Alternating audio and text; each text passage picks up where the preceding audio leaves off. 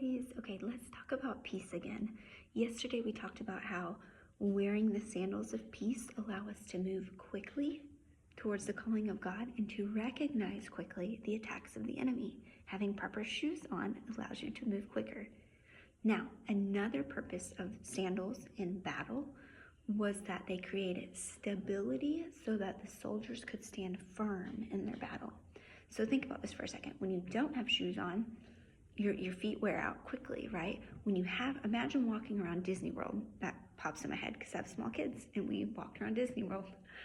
Imagine walking around Disney World barefoot all day long. It's hot, your feet are burning, they're sore, they're tired.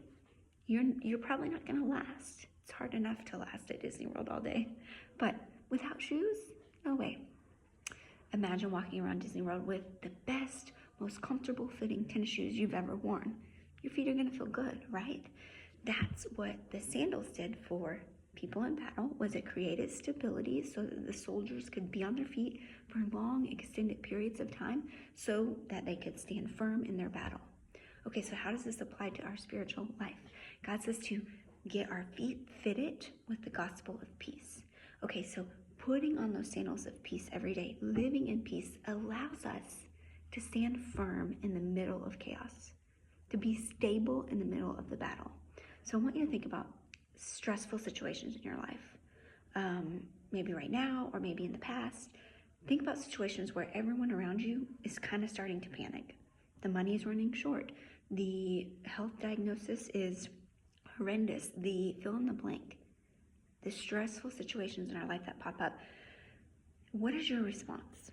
Do you often fall into stress, chaos, anxiety? Or do you remind yourself that the gift of peace is given to you through Jesus? It's actually a gift that's already yours for the taking. You actually just have to put your shoes on. Just like walking around Disney World, you can do that barefoot if you want. But you have shoes, so why not just lace them up? They're your shoes, you can wear them. You're allowed to. The same is true for peace. And I don't want to say that minimally. I don't want to say that minimizing our hard things, because trust me, I get it. We have been through a lot of hard things just like you have. And it's not easy to choose peace, but it is a choice. And that's what I think we need to understand. Just like soldiers could choose to go to battle without shoes or with shoes, it's a choice. It's something we have to intentionally choose. When situations around us begin to spiral, we get to spiral too, or we get to take a deep breath and realize that Jesus went to the cross to give us peace and abundance. We get to take a deep breath and realize peace is mine today if I choose to take it. Peace is mine today if I choose to put those shoes on. Because when we put those shoes of peace on, it grounds us. Just like wearing shoes allowed the soldiers to stand stable, it grounded them. Peace grounds us in God. So that when the marriage falls apart, the kid takes the path that you never wanted, when these things of life happen, we can be grounded in God if peace are over us, over our feet. We can take a strong stance. We don't have to run when things feel chaotic, but instead we can approach that situation with an inner calm. Just like Jesus did in the boat when everyone was freaking out and he was sleeping. Do you know why he could so easily do that? I mean, there are lots of reasons, but I think the main reason is because he always had his mind fixed on eternity. He realized that boat wasn't going down. He realized even if it did go down, that wasn't his home anyway. That earth wasn't his home, that eternity was. So if we can take an approach every day with our eyes fixed on Jesus, fixed on eternity, then all of a sudden those situations that are hard, I'm not going to say they're not, those hard situations in life, we can approach them with the proper shoes on. We can approach them with the shoes of peace.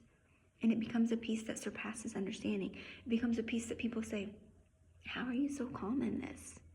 How are you, you should be freaking out. It's like our society enjoys stress and chaos. Let's all freak out. Let's have a reason to complain or be stressed. Do you notice that?